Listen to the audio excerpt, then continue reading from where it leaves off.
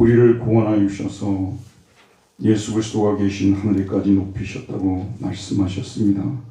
우리가 죽는 것으로 끝나지 아니하고 하나님이 계신 곳, 예수 그리스도가 계신 곳으로 올리워진다는 이 부활의 산 소망 가운데서 날마다 저 위를 바라보며 살아가는 우리들이 되도록 도와주시기를 원합니다. 오늘 말씀을 듣는 중에 성령의 도우심으로 침체되었던 우리의 심령에 다시 한번 소생하는 시간이 되게 해주시고, 기쁨을 우리 잃어버린 우리 영혼이 말씀으로 인해서 다시 기쁨을 되찾을 수 있도록 도와주시고, 활력을 잃어버린 우리 영혼이 말씀을 통해서 활력을 얻을 수 있도록 은혜를 다하여 주시기를 기도합니다. 함께 하심을 믿사오고 예수님의 이름으로 기도하였습니다. 아멘. 우리 옆분들과 인사 나눕시다. 당신은 하나님이 만드신 걸작품이십니다. 당신은 하나님이 만드신 걸작품이십니다. 지난 시간 우리는 하나님께서 우리의 삶에 이루신 대역전 드라마에 대하여 살펴보았습니다. 우리의 이전의 삶은 깊은 수렁에 빠져 있었습니다. 회복할 수 없는, 어떤 방법으로도 빠져나올 수 없는 늪에 빠져 있었습니다. 하지만 우리의 삶에 대역전이 일어났습니다. 우리가 거기에서 빠져나왔기 때문입니다. 어떻게 해서 우리가 구원을 받았습니까? 지난 시간 말씀드렸던 대로 우리의 구원은 긍휼에 풍성하신 하나님이 시작하셨습니다. 긍휼에 풍성하신 하나님이 시작하셨습니다. 하나님께서 우리를 불쌍히 여기셨습니다. 우리 안에 구원받을 만한 어떤 근거가 있어서가 아니라 하나님께서 우리를 사랑하신 그 큰 사랑 때문에 우리를 구해 주셨습니다. 우리의 공로가 아니라 그의 은혜로 우리를 구원해 주셨습니다. 우리를 구원하시되 시시한 정도로 구원해 주시지 않으시고 하늘에까지 끌어올려 예수님과 함께 앉히실 정도로 구원해 주셨다. 함께 일으키사 그리스도 예수 안에서 함께 하늘에 앉히심이라고 말씀을 드렸습니다. 자, 여러분 생각해 볼 점이 있습니다. 우리가 하늘에 올라가서 예수님과 함께 지내게 되었다면 지금 여기 남아있는 우리는 누구냐는 것입니다. 이미 하늘에 가 있는 나는 새 사람입니다. 그리고 땅에 남아있는 나는 옛 사람입니다. 새 사람은 하늘과 우리 안을 왔다 갔다 하면서 옛 사람에게 지시하고 제어하고 방향을 제시하고 해야 할 일을 가르쳐 주는 일을 합니다. 우리 한 사람 안에 두 사람이, 즉 새 사람과 옛 사람이 공존하고 있다는 진리를 특히 바울이 많이 강조합니다. 새 사람의 현 주소는 하늘이고 옛 사람의 현 주소는 땅입니다. 근데 어떻게 이런 일이 가능한가? 사실 상당한 영적 수준에 올라가지 않는 한 이런 진리를 깨닫기가 쉽지가 않습니다. 또 이런 진리가 어렵기 때문에 설교도 잘 안 하려고 하고요. 그런데 이 진리를 우리로 하여금 이해하도록 만들어주는 요즘 유행하는 말이 있습니다. 여러분들 다들 도플갱어라고 들어보셨을 것입니다. 도플갱어 들어보셨죠? 도플갱어가 무슨 뜻입니까? 도플갱어는 원래 독일어 도펠갱어, 이중에 도펠은 이중이라는 뜻이거든요. 이중에 갱어는 걷는 자들, 이중에 걷는 자들, 직역하면 그러는데 의역하면 동시에 다른 장소에 나타나는 사람. 지금 제가 여기 있잖아요. 나의 도펠갱어가 지금 현재 율동공원을 산책을 하고 있는 거예요. 이걸 지금 도펠갱어라고 하죠. 동시에 다른 장소에 나타나는 사람, 제2의 자아, 똑같은 사람을 말합니다. 말하자면 우리 그리스도인은 새 사람으로는 하늘에 나타나고 지금 이 순간도 하늘에 나타나고 있다는 거죠. 옛 사람으로는 땅에서 나타난다고 말입니다. 이게 우리가 죽을 때까지 이중의 삶이 도펠갱어로서 우리는 사실은 살아간다는 그런 뜻이 되겠죠. 땅에 다니는 사람은 하늘에 나타나는 사람은 제2의 자아이고 하늘에 나타나는 사람은 땅에 나타나는 사람은 제2의 자아입니다. 이 땅에 사는 날 동안 우리는 도펠갱어로서 살아가고 있다는 거 생각해야 된다는 말씀입니다. 영적으로는 새 사람으로서 우리가 하늘에 이미 앉아 있는 사람들이고 이 땅에 하나님의 나라를 실현시키기 위해서 또 우리가 땅에서 살아가는 한 사람이 또 있는 것입니다. 똑같은 사람인데요. 우리는 이 땅에 사는 날 동안 아담에 물려준 육을 입고 살아야만 합니다. 그러나 예수님을 믿고 구원을 받은 우리는 이전에 살던 삶의 방식과 다른 삶의 방식을 택해야 되는 것이고요. 다른 원칙. 예전에 시골에 살 때 보게 되면 예수 안 믿는 사람들이 그 다니는 길과 예수 믿는 사람들이 다니는 길이 딱 정해져 있어요. 예수 안 믿는 사람들은 대체로 일 끝나고 그러면 술집에 가거든요. 그 다음에 저녁이 되게 되면 우리 마을은 그렇게 마작을 많이 했어요. 마작 혹시 아세요 여러분? 노름. 합투를 친다든지 마작을 하기 위해서 그 사람들이 모이는 장소가 있어요. 그 사람들이 다니는 길이 있어요. 근데 이제 구원받은 우리가 다니는 길이 있어요. 저는 항상 저 높은 곳을 향해 다녔어요. 왜냐하면 우리 교회가 저 높은 언덕 위에 있었기 때문에 다니던 길이 딱 정해졌어요. 학교 아니면 교회. 다니던 길이, 여러분 예수를 믿고 구원을 받으면 다니던 길이 달라져 버립니다. 지금 이 분당의 길이 얼마나 많습니까? 여러분 주일이 되면 다른 길 안 가고 늘 이 길을 오잖아요. 다른 장소 안 가고 이 장소 오지 않습니까? 그렇죠 여러분? 길이 달라진 거예요. 길이 달라졌다는 이 왜이라는 말은요, 삶의 방식으로 번역할 수도 있어요. 처신이라고도 번역할 수 있어요. 이 멜레 페리파테오라는 단어가 그런 뜻이에요. 우리가 삶의 방식, 삶의 원칙, 처신하는 방법, 이런 것들이 예수 안 믿는 사람들과 다르다는 그런 말씀이 되겠죠. 확실히 달라져야 된다는 말씀인데, 에베소서에 이런 말씀이 기록이 됐다는 것은 뭐냐면 예수님을 믿고 나서도 옛날에 다니던 길 또 다니고 옛날에 하던 그런 습관들 또 쫓아가고 그런 행동들 또 하고 처신을 안 믿는 사람들과 똑같이 하고, 그래서 이 말씀이 기록이 된 것입니다. 저희 교회에서는 사실은 이렇게 분명하게 에베소 교인들처럼 하는 분들이 거의 없다고 저는 믿고 있습니다만은, 당시 에베소는 아주 믿음을 지키기가 아주 어려운 환경 속에 있었잖아요. 천지가 우상 숭배하는 우상 산업으로 살아가는 도시였으니까요. 게다가 또 항구 도시가 돼가지고 또 거기 또 뱃사람들이 들어오고 또 뭐 성적으로 타락하고 뭐 여러 가지 믿음을 지키기가 어려워서 예수 믿고 난 후에 이 사람들이 안 믿을 때하고 별다를 게 없이 살아가 버리는. 여러분도 언젠가요 가끔씩 가슴에 손을 딱 얹고 내가 예수 믿기 전과 믿은 후로 내 삶이 정말 얼마나 달라졌는가, 한 번씩 우리가 하나님 안에서 가슴에 손을 얹고 생각을 해봐야 되는 것입니다.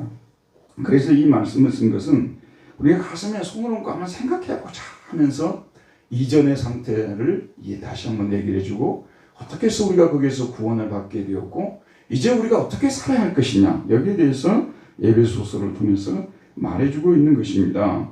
자, 하나님께서 오늘 말씀은 우리를 구원해 주신 목적 세 가지를 말해주고 있습니다. 하나님께서 왜 뭘 위해서 뭘 하라고 구원해 주셨는가?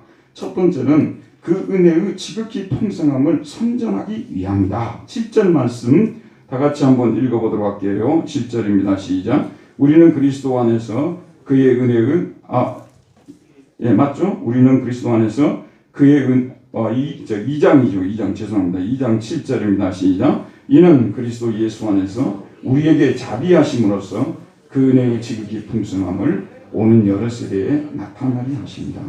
근데 여러분 7절을 보시면요, 주어가 생략되어 있어요. 주어가 생략이 되어 있어요.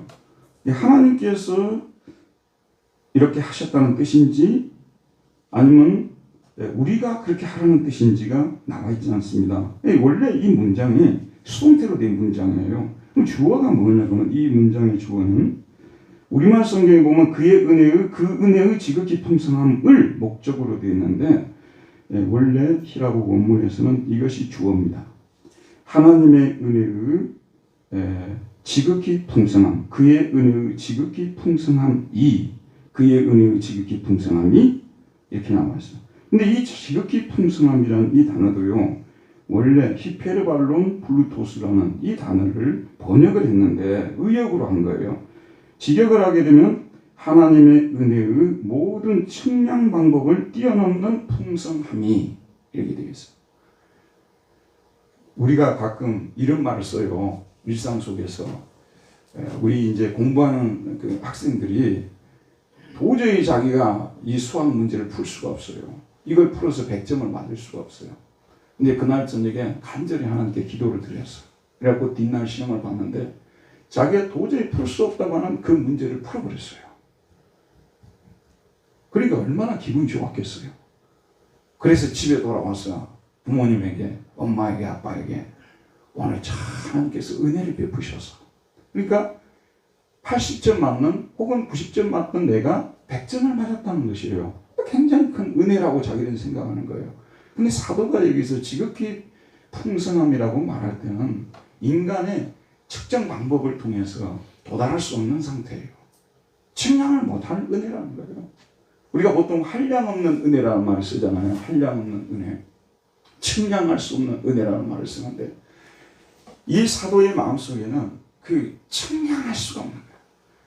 처음에 우리도 그랬습니다. 여러분, 은혜를 적당히 받았을 때는요, 어느 정도 은혜를 받았을 때는요, 다 계산이 돼요. 요거는 요래서 그랬고, 요건 기도해서 응답이 됐고, 요건 내가 열심히 해서 됐고, 이 계산이 어느 정도 되거든요. 근데 진짜 은혜가 풍성한 상태로 우리가 들어가잖아요. 은혜의 강물 속에 우리가 잠겨 있을 때는요, 살아있다는 거, 호흡하는 것 자체가 다 은혜야, 이게. 모든 게 다 은혜. 은혜 아닌 것이 없다. 여러분도 그렇게 믿어질 때가 있을 것입니다. 이 모든 것이 다 은혜예요. 여러분, 하나님이 우리에게 베푸신 은혜를요, 우리는 죽을 때까지 생각을 해도, 우리는 계산해도 측정을 못해요. 얼마나 큰 은혜를. 근데 어떤 분이 책을 썼는데 우리말로 장래의 은혜라는 쪽으로 번역을 해서 제가 가끔씩 출판하는 좋은 씨앗에서 이번에서도 장래의 은혜라는 책을 또 냈어요. 근데 이 장래의 은혜, 많은 성도들이요, 지난날 베푸셨던 은혜에 대해서는 동의를 하지만 장차 하나님께서 미래에도 하나님께서 지금보다도 10배, 100배, 1000배, 만배의 은혜를 베푸신다는 사실에 대해서는 잘 안 믿으려고 해요. 근데 그게 성경적으로 보면 지금까지 우리에게 베푸신 은혜는 장래에 베푸신 은혜의 빙산의 일각에 불과하다는 거예요. 안 믿어지죠? 안 믿어지죠? 근데 좋은 날이 올 것입니다. 제게도 그런 날이 왔으면 좋겠어요. 그런 좋은 날이, 더 좋은 날이 왔으면 좋겠어요. 근데 여기 보면 어쨌든 하나님의 의대 모든 측량 방법을 뛰어넘는 풍성함이 오는 세대들 속에서, 장차 다가오는 세대들 속에서, 지금 세대뿐만 아니라 장차 다가오는 세대 속에서 그 다음에 뭐라고 하냐면 나타내 하심이라, 나타내지려 하심이라, 수동형으로 되어 있어요. 나타내지려 하심이라, 보여지도록 하기 위함이다. 행해지도록 하기 위함이다. 근데 데몬스트레이트라고도 번역이 되어 있어요. 시위하다. 하나님의 은혜가 오고 오는 세대에 시위되도록 하기 위함이라는 거예요. 이걸 능동으로 바꾸면 믿는 우리가 하나님의 지극히 은혜의 풍성의 지극히 풍성함을 오고 오는 시대에 데몬스트레이트 하도록. 왜 하나님께서 우리를 구원해 주셨다고요? 왜 하나님께서 우리를 구원해 주셨다고요? 하나님의 은혜의 지극히 풍성함을 오고 오는 세대에 데몬스트레이트 하기 위해서라는 거예요. 여러분, 데모한다는 이 말은요, 예를 들어서 지금 데모가 일어났는데 여기 지금 걸어가는데 조용히 그냥 이렇게 걸어갑니다. 그게 데모겠습니까? 여기에 서가지고 피켓을 이렇게 중요한 내용을 써가지고 소리를 막 내면서 북을 치면서 하면서 막 그 내용을 전달할 때를 뭐라고 하죠? 데몬스트레이트 한다고 그러잖아요. 그러니까 하나님께서 우리를 구원하신 목적은 우리가 우리 자신만 예수 믿고 조용히 살도록 하기 위함이 아니고요, 여러분과 여러분 주변에 있는 가족들과 친척들과 친구들과 만나는 사람들에게 하나님의 은혜의 지극히 풍성함을 그리스도 예수 안에서 우리에게 나타내 주신, 그 자비하심으로써 우리에게 나타내 주신 그 하나님의 지극히 은혜의 지극히 풍성함을 시위하도록 하기 위함이라는 것입니다. 우리 교인들이요, 설교는 제가 자주 말씀드립니다만은 영 새로운 얘기만 하는 것이 설교가 아닙니다. 알고 있는 내용을 자꾸 깨우쳐주고 자꾸 생각나게 해주고 하도록 하는 거예요. 근데 마귀가 어떻게 속여버리냐면요, 너는 조용한 그리스도인이 되라고 속여버렸어요. 점잖은 그리스도인이라고 속여버렸어요. 여러분 초대교회 사도행전을 보세요. 거기는 완전히 데몬스트레이트 기독교거든요. 복음을 막 사람들이 목숨을 걸고 막 데모하고 시위하고 막 이랬거든요. 근데 지금은 교회는 어떻습니까? 완전히 개개인의 취향 종교가 되어버렸어요. 자유주의를 시작했던 슐라이마커라는 사람이 종교는 자기 취향이다 이렇게 해석을 해버렸어요. 그 뒤로부터는 취향이야 취향. 그게 자기 취향이에요. 그러니까 남에게 강요를 안 해요. 그래서 이 문화기독교가 들어오게 되면요 절대 신앙을 옆에 사람한테 이야기를 안 합니다. 여러분 여러분은 혹시 사람들은 여러분을 굉장히 칭찬해 줄 줄 모르지만 하나님께서는 빵점인 신앙이에요. 하나님은 어떤 사람을 좋아하느냐? 계속해서 이 하나님의 은혜의 지극히 풍성함을 선전하는 사람을 좋아합니다. 왜냐하면 그게 구원의 목적이니까요. 그럼 어떻게 시위할 것이냐? 오늘 예배 끝나고 나면 제가 아무리 설교를 잘해도 야탐역에 가서 전도하고 가실 분 한 사람도 있을까요? 없을까요? 한 사람도 없습니다. 저부터도 없어요. 저부터도요. 들어보세요, 여러분. 우리가 예수를 믿을 때 구체적이고 사소한 것이라고 말하는 것을 소홀히 하면요. 그 마귀가 좋아하는 거예요. 사소한 것들을, 구체적인 것들을 소홀히 하지 말아야 돼요. 그럼 어떻게 우리가 시위하냐면요. 여러분, 가정에서 먼저 시위하세요. 가정에서. 이런 것이 자랑이 될지는 모르겠습니다. 자랑할 일도 못 되죠. 근데 우리 아이들하고 우리 집사람하고 통화를 하게 되면 거의 신앙적인 내용이에요. 신앙생활 잘하라고 막 하나님 앞에 드릴 것은 꼭 드려야 되고 주일 성수는 잘해야 되고 계속 신앙적 겉면이에요. 그렇게 안 한 적이 거의 없어요. 저도 우리 아이들하고 가끔 통화를 하게 되면 그렇게 하는 거예요. 그러니까 시위한다면 여러분 시내에 가서 시위하는 거 생각하지 마세요. 하지도 못할 일을 뭘 생각을 해요. 생각도 하지 마세요. 하지도 안 할 건데 하면 얼마나 좋겠어요. 하지도 않잖아요. 그러나 가까운 사람들에게 여러분 자녀 예수 잘 믿게 하는 거예요. 그것은 목숨을 걸어야 되는 문제예요. 여러분 지금까지 그 문제를 대충 처리하잖아요. 나중에 눈물 콧물 다 흘리고 회개할 때가 꼭 옵니다. 내가 너에게 그렇게 기회를 많이 줬는데 네가 자녀들한테 신앙교육을 시켰느냐?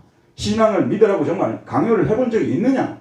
하나님이 그거는 꼭 물으실 거란 말씀이에요. 그러기 전에 하나님 말씀 우리 잘 듣자고요. 그래서 우리가 자꾸 아는 사람들에게 얘기를 해줘. 또 주변에 만나는 사람들한테 전도를 마귀가 굉장히 어렵게 하는 것으로 만들어 놔버렸어요. 전도를 무슨 미분적분 푸는 것처럼 만들어 놔버렸어요. 전도는 더하기 빼기 하는 것만큼 쉬운 거라는 전제에서부터 출발해야 돼요.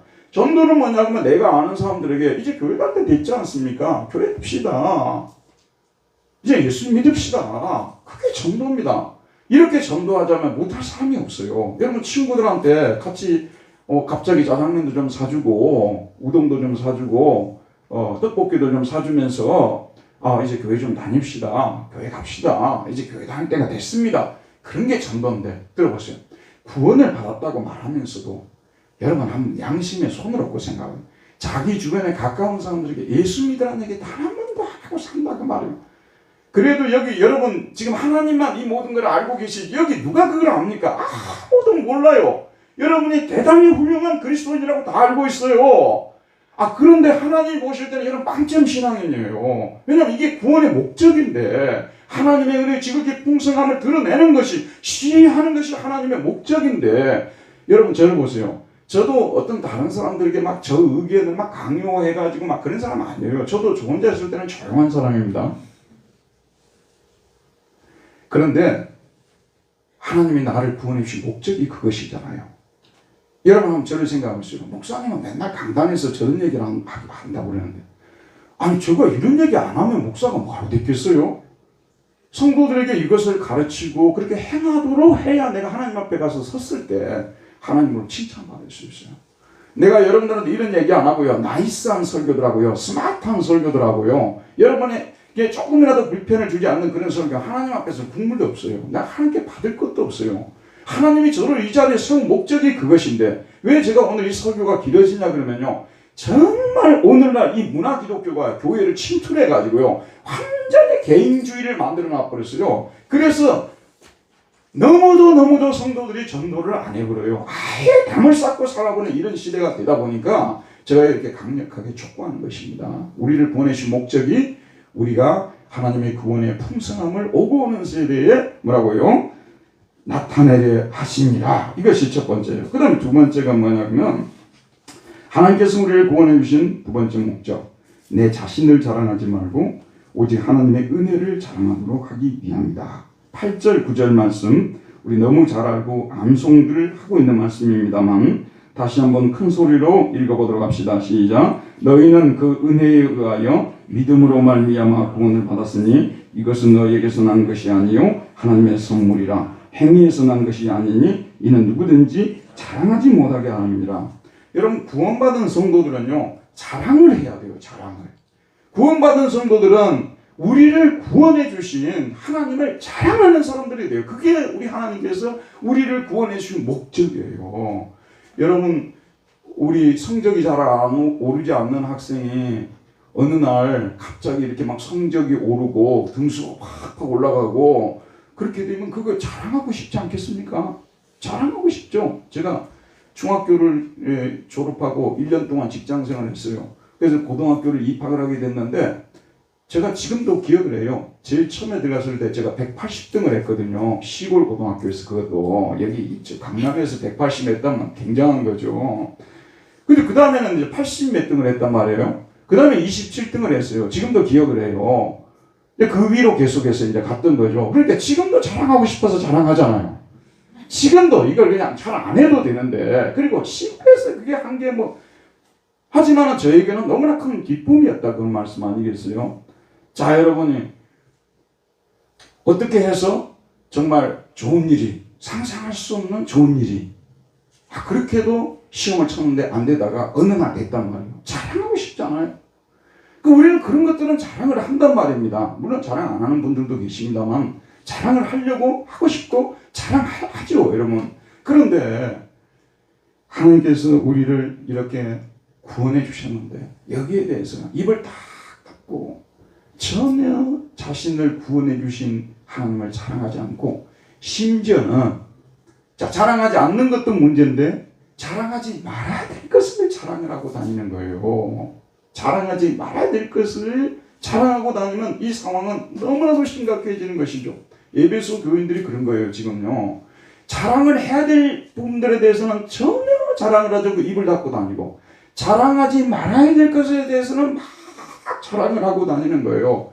마치 자기 자신들이 잘나서 자기 노력이나 자기 공로나 자기가 율법을 지켜서 구원을 받은 것처럼 사람들한테 막 자랑을 하고 다니는 거예요. 그래서 바울이 뭐라고 얘기를 합니까? 너희가 구원을 받은 것은 그 은혜로 말미암아. 은혜로 말미암아를 제일 먼저 쓰고 있어요. 내가 구원을 받은 것은 하나님의 은혜로 받은 것이다. 너희들의 공로나 노력으로 받은 것이 아니다. 전적으로 하나님의 은혜로 받은 것이고, 믿음으로 말미암아라는 뭔 말이냐면요, 우리가 율법을 지켜서 율법 행위로 구원을 받은 것이 아니라 그리스도를 믿음으로. 따라합시다. 그리스도를 믿음으로. 여러분이 우리가 믿음이란 말을 많이 쓰잖아요. 믿음은 항상 그리스도와 함께 가는 거예요. 항상 그리스도와 같이 가는. 믿음은 누구하고 항상 같이 다닌다고요? 그리스도로. 그럼 여러분이 믿음으로 말미암아는 누구를 믿음으로 말미암아요? 그리스도를 믿음으로 말미암아. 그 다음에 행위 있잖아요. 행위는 항상 누구하고 같이 다니냐면 율법하고 같이 다녀요. 율법 행위로 말미암지 않고 예수 그리스도를 믿음으로 말미암아요. 우리가 율법을 지켜서 율법을 행함으로 구원받은 사람들이 아니에요. 율법을 지켜서 구원받으려면요, 우리 너무 짧게 살아요. 100세 갖고 안 돼요. 200년 살아야 돼요. 1000년 살아야 돼요. 10,000년 살아야 돼요. 그러면 혹시 여러분들이 율법을 다 지킬지, 완전히 지킬 수 있을지 모르겠어요. 우리가 1000년, 10,000년을 산다 하더라도 율법을 행함을 통해서 구원받을 수 없어요. 예수 그리스도를 어떻게 함으로요? 믿음으로 말미암아 우리는 구원을 받는 것입니다. 그러면서 뭐라고 하냐면 이것은 너희에게서 난 것이 출처가, 출처 영어로 from이에요. 너희에게서 난 것이 아니야. 이 매를 쓰고 never, 결코 너희들의 행위로 말미암은 것이 아니라. 에베소 교인들아, 우둔한 에베소 교인들아, 너희들이 구원을 받은 것은 결코 너희들의 행위를 통해서가 아니다. 너희들의 행위로 말미암은 것이 아니다. 그 다음에 뭐라고 했죠? 하나님의 뭐라고 했습니까? 선물이라. 요즘 택배 그 코로나 시대가 돼가지고 택배를 통해서 물건을 많이 주문합니다. 이제 저희 집도 가게 되면 뭐 택배가 이렇게 와 있어요. 근데 제가 주문해서 와 있는 경우도 있고 주문하지 않았는데 택배가 와 있는 경우도 있어요. 그러면 그 보내주신 분들이 너무 감사하고 너무 고맙죠. 고맙다고 이제 인사를 드리고 그러는데 한번 상상으로 한번 생각해 보세요. 어느 날 집 앞에 택배가 있었는데 그 택배에 상상할 수 없는 선물이 거기에 들어있었다고 한번 생각해 보세요. 저는 혹시 그 한 가지 소문만 얘기를 해보라면 여러분은 뭐가 와 있으면 좋겠어요? 저는 롤렉스 시계가 와 있으면 좋겠어요. 롤렉스 시계 그거 한번 사보고 싶어가지고 가짜 판매하는데 예전에 우리 아들하고 어디 여행 가가지고 우리 아들이 그 가짜를 잘 사요.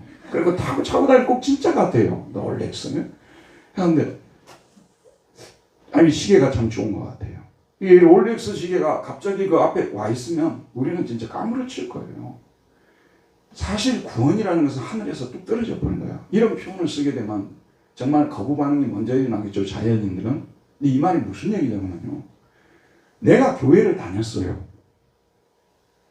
근데 처음부터 내 안에 예수 그리스도가 와 계신다는 것을 느끼는 사람은 거의 없어요.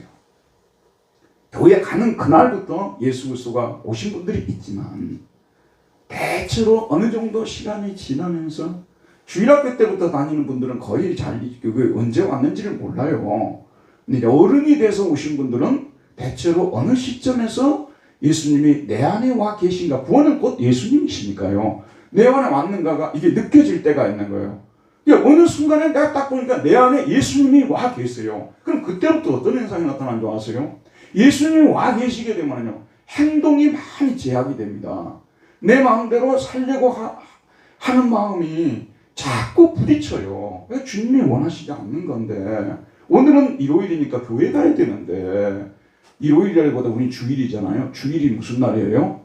주일이 무슨 날이에요? 주님의 날입니다. 주님이 부활하신 날이고 주님의 날입니다. 내가 아침에 주보를 할 때 항상 읽을 때 이 주인 주자 날일자 항상 그렇게 제가 일부러 써요. 이게 왜냐면 주님의 날이니까요. 주일이 누구의 날이라고요? 주님의 날. 자, 그래서 이렇게 주님의 날을 가는 주님 앞에 나가서 예배 드리고 싶고 또 이런 것은 안 해야지. 이렇게 살면 안 되지. 언젠가 주님이 나한테 와버렸어요.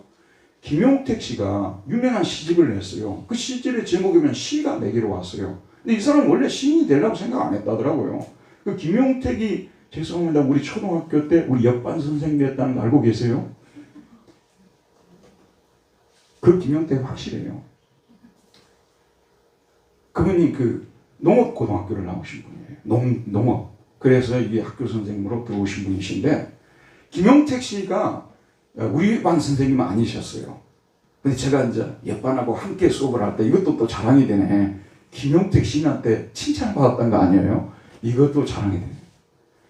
근데 이 김용택 시인이 책이라는 책은 자기가 다 빌려다가 읽었다는 거예요. 계속 읽다가 보니까 어느 순간에 자기가 글이 써지더라는 거예요. 자기가 시를 쓴 것이 아니라 고백을 뭐라고 하냐면 시가 내게로 왔다. 정경화 아시죠? 정경화 첼리스트. 자기 어머니가 정명훈한테는 이거 하고 또 누구 있죠? 정트리오 바이올린하고 너는 첼로를 하라. 자기는 싫든 좋든 첼로를 했다는 거예요. 근데 어느 날 자기가 생각했다는 거예요. 내가 첼로를 잡은 것이 아니라 첼로가 내게로 왔다. 그런 표현을 쓰더라고요. 예수님을 우리가 믿는 게 아니에요. 우리가 예수님을 잡은 것도 아니고요. 어느 순간에 예수님이 와버렸어요. 언제 왔는지는 몰라요. 근데 예수님은 우리에게 왔다고 말해요. 선물로 온 거예요. 이런 선물은. 근데 예수님이 사실 이 세상에서 우리가 가질 수 있는 비교조차 할 수 없는 어마어마한 선물인데 사실 영적으로 은혜가 임하기 전까지는요, 이 선물이 얼마나 고귀한 선물인지에 대해서 알지 못해요. 요즘 얼마나 많은 사람들이 삶의 허물을 느끼고 있습니까? 이루 말할 수 없는 허물을 느끼고 있어요. 내가 그렇게 열심히 노력해서 가진 집이 있고 자동차가 있고 돈이 있고 주식이 있고 다 있다고 하면 생각해 보세요, 여러분. 그 중에 우리가 가지고 갈 것이 아무것도 없다는 거예요. 우리가 그걸 좀 더 누리고 싶은데요, 누릴만 하게 되면은 병들어서 죽는 거예요. 대부분 보게 되면 그것 좀 누리려면 60은 넘어야 되거든요. 60이 넘어가지고 그런 것 좀 애기들 이제 교육도 시켜놓고 부모님 공경도 하고 내가 좀 누리려고 하면은 나도 아슬아슬한 거예요. 이게 이렇게 되어버리지 않습니까? 그러니까 예수 그리스도 빼고는 그 어떠한 선물도 영원한 것이 없다는 것입니다. 우리 주 예수 그리스도만이 영원한 선물이에요. 그리고 우리 주님께서는 지금부터 영원까지 우리를 떠나지 않으십니다. 우리를 끝까지 책임져 주십니다. 죽어도 살려주시는 분이십니다. 여러분, 죽음에 대해서 너무 두려워하지 마세요. 지금부터 뭐 죽으면 요양가 어쩌고 그런 생각 하고도 하지 마세요. 내가 스스로 저 개인적으로 결정을 했어요. 우리는 사는 날까지 기쁘게 살아야 된다, 그 말입니다. 그리고 주님께서 우리를 늘 돌보아주고 계시고 영원토록 이끌어준다는 그런 믿음을 가지고 산다면 우리가 여기 있던 요양원에 가든 아니면 뭐 그냥 암으로 죽든 우리에게는 다 행복한 나날만 될 수밖에 없다고 저는 믿고 살고 싶습니다. 여러분도 그렇게 살았으면 좋겠습니다.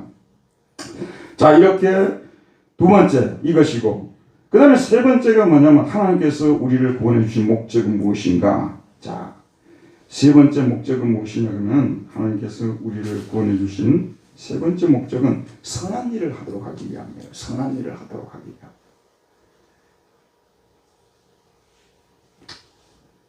아까 위에서 말씀드린 것 중에 한 가지를 빠뜨렸는데 그게 뭐냐면 왜 하나님께서 우리를 구원해 주실 때 우리 행위에 대해서는 1%도 충고하지 않느냐, 그 말이에요.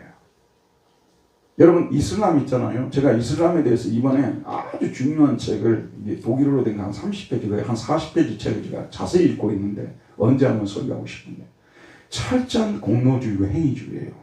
구원이 인간의 행위에 달렸다는 거예요. 그러면 유대교는 어떻습니까? 철저히 인간의 행위예요. 그러니까 신인은 어떤 존재냐면요, 여러분의 행위들을 하자는 지상에서 행위들을 이걸 전부 모으는 거예요. 다 모아가지고 엄밀하게 조사를 해가지고 천국 법정에서 판정을 내리는 것입니다. 최후 법정에서요. 그래서 선행 쪽에 이게 저울 구원론이라고 하죠. 선행 쪽에 거의 내려가게 되면 구원을 받고 악행 쪽에 내려가게 되면 구원을 받지 못하고 지옥 가게 되고 이것이에요. 근데 우리 기독교는 뭐냐 그러면 철저하게 구원은 하나님의 작품이고 하나님이 행하시는 일이고 인간에게 1%의 행위도 인간의 행위를 거기에 고려하지 않는다는 거예요. 셈하지 않는다는 것입니다.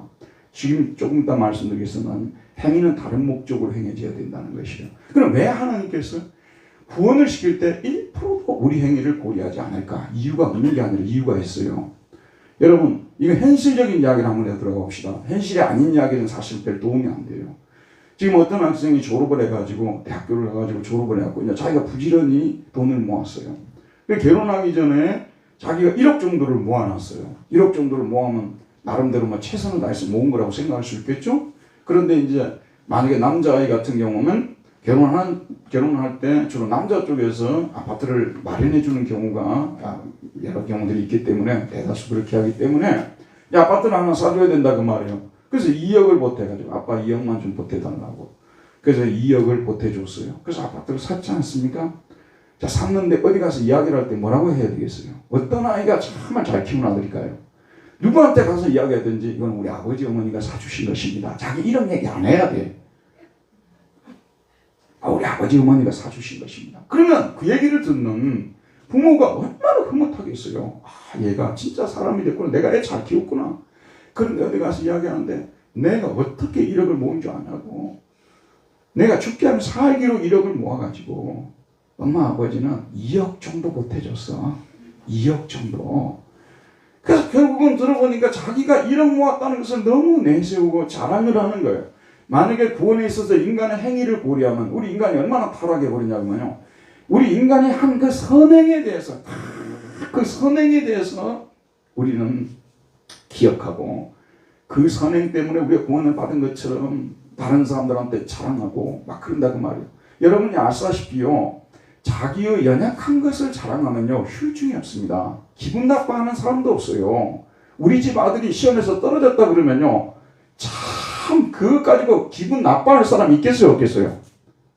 근데 우리 집 아들이 아무도 못 들어가는 대학에 들어갔다고 얘기를 하게 되면 뭐 기분이 안 나쁘더라도 서글픈 생각이 좀 들죠. 왜냐하면 우리 아들은 못 들어갔으니까. 그래서 사실 자랑이라는 것은 쓸모가 없어요. 이게 별로 도움이 안 되는 거예요. 이 자랑이라는 것은 사람들 기분, 하나님도 별로 안 좋아하세요. 그래서 하나님께서 우리를 구원해 주실 때 우리가 자랑을 못하도록 우리 인간의 행위를 일체 보지 않고 구원해 주시는 거예요. 여러분 성경대로 살기를 원하십니까?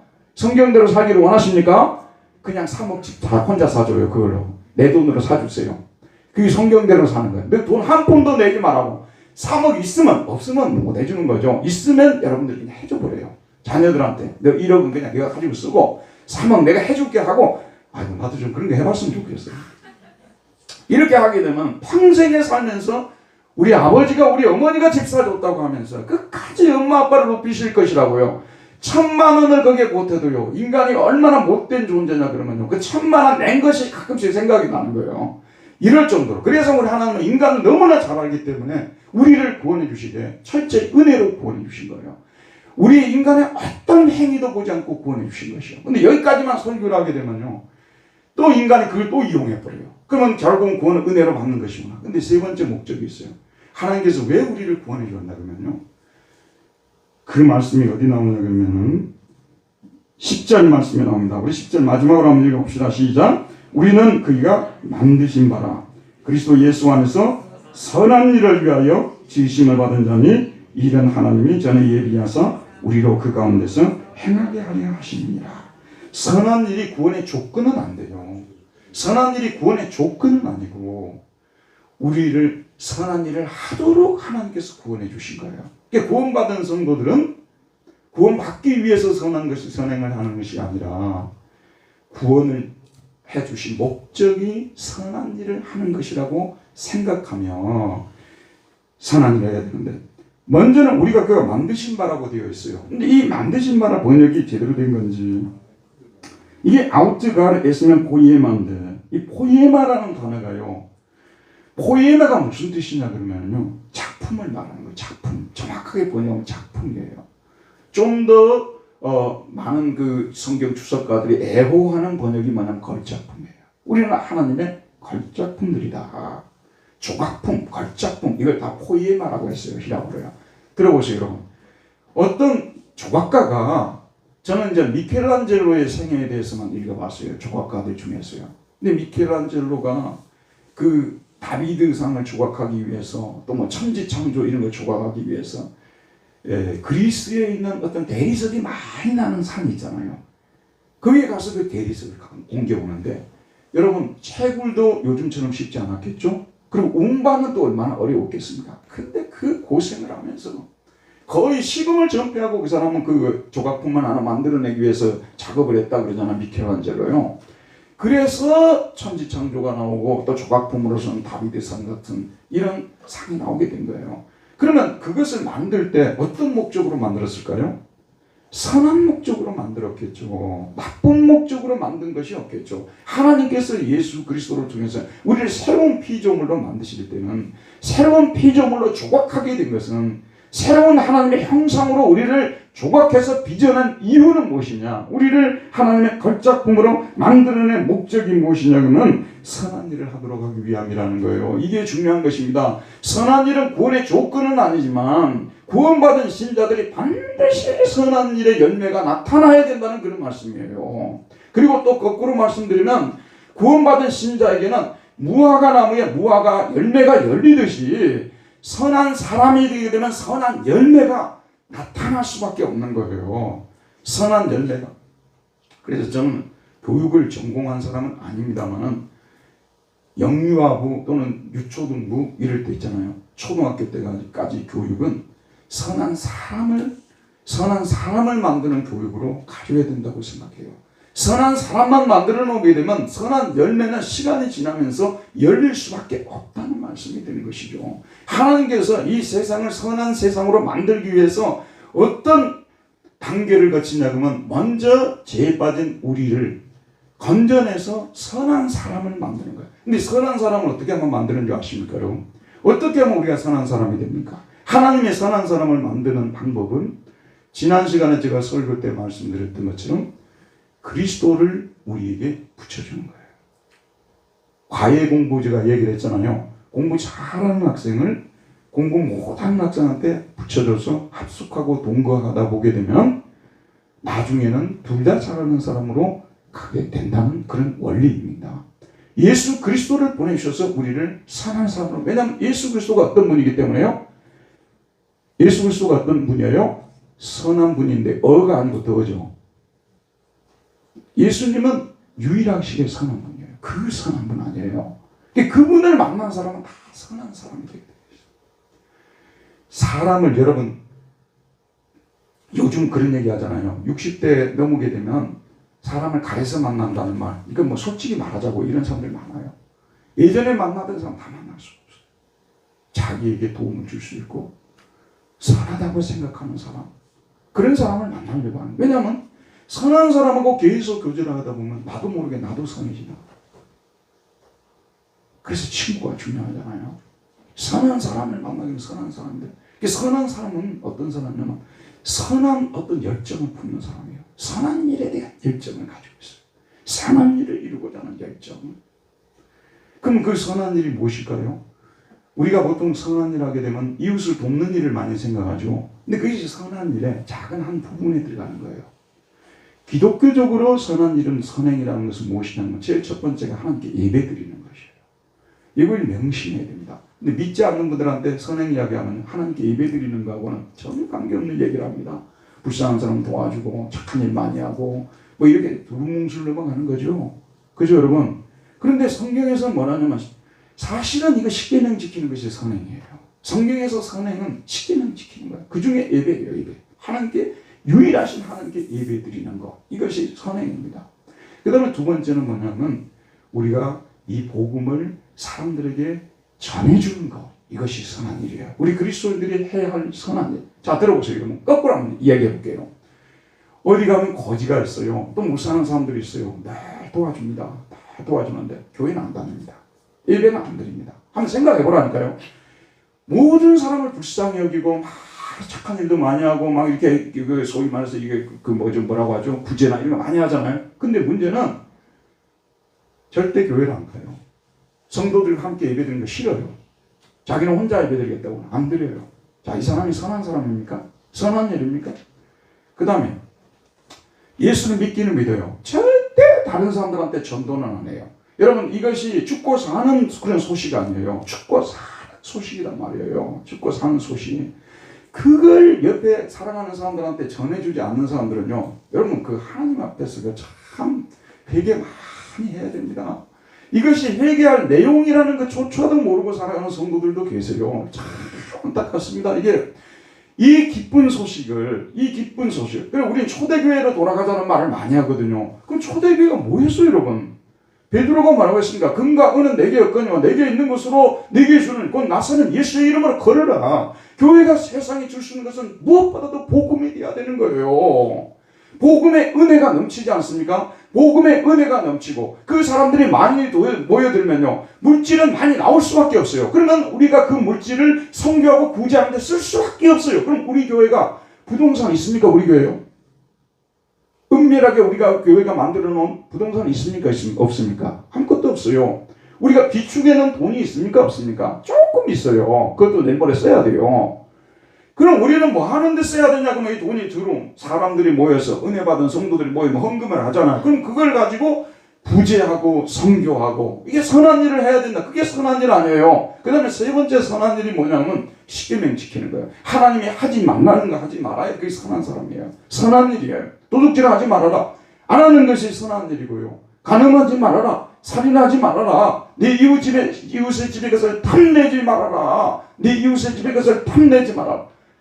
저도 이런 부분에서 약간은 회개해야 돼요. 차를 타고 다니다 보면 우리 집 앞에 아주 멋진 외제차들이 서 있으면 꼭 한 번씩 쳐다보고 가요. 은근히 탐낸다는 마음이 있어서 나오는 거겠죠. 본능적으로 나오지만 탐내지 말아라. 자, 얼마나 하나님 말씀이 옳은지 몰라요. 안식일을 기억하여 거룩히 지키라. 우상을 만들지 말아라. 선행이 뭔지를 분명히 알아야 됩니다. 선행은 하나님께 뭐 드리는 거? 예배 드리는 것이고, 하나님의 복음을 전하는 것이고, 그리고 십계명을 지키는 것이, 이것이 선행인 것입니다. 하나님이 우리를 택하시고 예수 그리스도를 위해서 구원해 주신 목적은 구원받고 나서 눈 감고 그냥 조용히 맹상하다가 이 세상 하직하라고 그런 것이 아니라, 그런 것을 기독교라고 매서고요, 수도원 만들어가지고 멀쩡한 사람들 데려다가 앉혀놓고 하루 종일 맹상하도록 만들고요. 근데 우리는 그런 기독교가 고상한 기독교라고 생각하거든요. 그것은 정말로 비성경적인, 완전히 사이비 신비주의에서 나온 그 이방 기독교의 모습이에요. 우리 하나님께서는 우리가 구원을 받고 난 후에 세상으로 들어가서 거기에서 선한 모습을 보여주어서 선한 행실을 보여주고, 예전에 제가 베를린에 있을 때 거기 한인회 보이는데 글을 한번 썼어요. 그래서 이 목회 서신을 통해서 선한이라는 말이 몇 번 나오는 걸 안 봤어요. 그랬더니 글이 하나 될 정도로 선한이라는 말이 가득 차 있어요. 디모데전서, 디모데후서, 디도서, 빌레몬서, 막 이런 목회 서신에 선한이라는 말이 가득 찼어요. 선행을 통해서 구원을 받는 것은 아니지만 그리스도인의 삶 속에 선행의 열매가 주렁주렁 열려 있어야 돼요. 자기가 기억을 못할 정도로 열려 있어야 돼요. 누가 만나가지고 그때 고마웠다, 내가 해준 것이 있었냐고, 그때 그렇게 해주지 않았냐고, 그런 소리를 듣는 사람이 그리스도인이란 말씀입니다. 선행은요, 가끔씩 제가 설교할 때 말씀드린다만 머리에 떠오를 때 바로 해야 됩니다. 한 번 생각하면 반으로 줄어든다 말씀드렸죠. 두 번 생각하면 3분의 1로 줄어든다 말씀드렸죠. 떠오르면 바로 해야 돼요. 그리고 우리가 하는 일 속에서요, 일 중에서 선행을 했을 때만큼 기분 좋은 때가 없어요. 보람을 느낄 때가 없어요. 그리고 하나님이 정말 나와 함께 한다는 마음이 그냥 내 속에 꽉 찬 거예요. 선행을 했을 때요. 그런데 그런 선행은 행하지 않고요, 자기 것만 모아갖고 집도 여기 사고 저기 사고 10채나 사놓고 또 11채 또 사고 그러고, 그런데 교회에 오게 되면 11조만 잘 되면 그 사람 조금 그리스도인이라고 축복해주고, 저는 아니라고 생각해요. 우리 그리스도인들이 집 한 채 이상 가지려고 하는 것 자체가 나는 잘못된 것이라고 생각하는데, 요즘 시대는 전혀 잘못된 것이 아니라고 말해버리니까 내가 좀 밀려. 원래 싸울 때는 큰 소리 치는지 큰 소리 나는 사람이 이기는데, 그렇게 욕심 많아가지고, 여러분 한번 생각해 보세요. 늘 남에게 베풀고 살았다면 그런 돈이 어디에 있겠어요? 근데 안 베풀고 살았다는 것이거든요. 안 베풀고 살았다는 거예요. 다 베풀면서 살아야 되는. 다시 한번 말씀드릴게요. 왜 내가 이걸 강조를 하냐고만요, 저희 설교에서는 사실은 행위에 대한 설교가 많이 약해요. 근데 저는 어떻게 생각하냐면, 존재가 새로워지게 되면 행위는 따라할 수밖에 없다는 거예요. 어떻게 무화과 나무 심었는데 무화과가 안 열리냐고 말이에요. 시절을 쫓아 가시를 맺게 되어 있다는 말씀이 되는 것입니다. 문제는 존재론적 싸움이에요. 네가 그리스도이냐 그리스도인이 아니냐, 네가 진정으로 하나님 앞에 회개한 사람이냐 아니냐, 네가 거듭난 사람이냐 아니냐, 뿌리를 자꾸 물어야 되는 거예요. 뿌리를 묻다 보게 되면 열매는 열릴 수밖에 없는 것입니다. 그래서 우리 복음의 백성들은요, 율법의 백성들보다 훨씬 더 구제하는 것이 많아야 됩니다. 유대인들은 의를 갖다가 말하는 구제를 체데카라고 합니다. 체데카. 그 사람들 말이요. 체데카인데 이 체데카라는 말이 정확하게 번역하면 의라는 말이에요. 이 사람들 의를 구제로 번역해버렸어요. 유대인들 구제를 얼마나 강조한 줄 아십니까? 이슬람 있죠. 이슬람이 왜 세계적으로 세력을 얻어가냐면요, 그 사람들은 국가 재정에서, 사우디아라비아 같은 경우는 국가 재정에서 얼마를 갖다가 구제로 편성해버려요. 가는 곳곳마다 쏟습니다. 그런데 들어보시죠 여러분, 유대인도 그렇게 구제를 하고, 그 사람들은 그게 뭐냐면요, 구원에 포함이 되어 있어요. 그게 구원의 조건이기 때문에 그런 거예요. 그 사람들은 그거 안 하면 구원 못 받는 거예요. 이슬람으로서 만약에 구제 안 하잖아요, 구원 못 받는 사람이에요. 어제도 제가 읽었는데 이슬람 교리 습득한 거요, 알라는 신이고 모하메드는 선지자, 이것만 외친다 구원 못 받고 알라의 뜻대로 행하는 사람이 구원 받는다, 그게 분명히 이야기하고 있어요. 이슬람도요. 그럼 제가 드릴 말씀은 뭐냐면, 이 세상에서 가장 구제를 많이 하고 가장 긍휼의 사역을 많이 베푸는 사람이 크리스찬들이 돼야 된다 그 말이에요. 그럼 우리가 그렇게 살지 못했다면, 살지 않았다면 우리는 하나님께 잘못 산 것이에요. 그거는 내 존재에 대해서 먼저 돌아봐야 돼요. 내가 진짜 제대로 된 크리스찬이니까 그걸 먼저 돌아봐야 되고, 제대로 된 크리스찬이면서도 그러지 못했다면 우리는 어느 부분에서는 회개해야 된다는 그런 말씀이 되는 것입니다. 집이 두 채 있는 사람은 한 채를 팔려고 하는 생각을 자꾸 가져야 되는데, 한 채 있는 것도 모자라서 두 채 만들고, 두 채 만든 것도 모자라서 세 채 만들고, 이렇게 되는 기독교는 그는 확실하게 잘못된 기독교라고 저는 말씀을 드리고 싶어요. 오늘 설교가 길어졌어요. 왜냐하면 선한 일 때문에 길어지게 된 거예요. 하나님이 우리를 구원하신 목적이 무엇입니까? 그 은혜의 풍성함을 오고 오는 세대에 우리가 전하기 위함이고, 하나님이 은혜로 구원받았다는 것을 우리가 자랑하도록 하기 위함이고, 그 다음에 선한 일을 위해서 지음을 받은 자다. 진짜 우리 선한 일 많이 하고 살아야 되는 것입니다. 하나님 앞에서 우리는 신앙생활을 해야 돼요. 여러분, 사람은요, 그까짓 거 속이는 거 일도 아니에요. 하나님 앞에서 우리는 사는 것입니다. 근데 여러분, 하나님의 나라는요, 이 하나님의 말씀대로 우리가 살아가게 될 때 우리의 심령 속에 하나님의 나라가 넘치고, 우리 교회 안에 하나님의 나라가 넘치고, 가정 안에 하나님의 나라가 넘치게 되고요. 제가 지난번에 김혜련 선교사가 와서 교제를 하면서 큰 은혜를 받았던 내용이 있어서 잠깐 소개하고 마치도록 할게요. 저도 그 얘기 들으려고 한 게 아니에요. 근데 저희 교회 와서 교제를 하는 가운데 그 얘기를 하는 거예요. 근데 거기 가서 지금 IT 애들을 남자 애들을 한 40명 데리고 있었는데 여자 애들까지도 15명인가 와가지고 규모가 커져버린 거예요. 그러니까 직장 교육도 시켜야 되고, 또 성범죄를 너무 많이 하니까 어릴 때 얘들도 여성 교육도 시켜야 되고 하니까 하는 이게 장소도 필요하고 또 사람도 필요하고, 또 그 사람들 한국 데려와서 농업 교육 같은 거 시키려고 하는데 경제적으로 막대한 돈이 필요하다는 거예요. 근데 이분이 나름대로 자기가 어떻게 돈을 모으는데 그 많은 돈을 얻을 수가 없다는 거예요. 그런데 저한테 뭐라고 했냐면, 인천에 사는 어떤 분이 10억을 갖다가 자기한테 줬다는 거예요. 자기도 상상을 못했다는 거예요. 10억을 줬다는 거예요. 10억을. 이유를 들어보니까 10억을 주는데 자기들이 가지고 있는 재산을 다 모았다는 거예요. 그래서 이걸 어떻게 할 것이냐, 자녀들 없이 아니라 자녀들하고 가족 회의를 열었답니다. 자녀들 다 모아놓고 지금 이 돈이 있는데, 지금 이 선교사님이 이렇게 IT 사업에서 필요하다는데 어떻게 하면 좋을지 모르겠다고, 이게 그 자녀들이 다 그냥 드리세요. 그냥 드리세요. 그랬대요. 그게 내 일부 간증이에요. 일부 간증. 근데 그 이후에 또 그분이 좀 오래 더 있었거든요. 이후에 잠깐 이렇게 전화 통화를 하는데 그분이 뭐라고 얘기를 하냐면, 그 가정이 그것을 그렇게 그 헌금을 하고 난 다음에 얼마 안 돼가지고 하나님께서 기가 막힌 방법으로 상당한 재물을 이 가정에 들어오게 했다는 것입니다.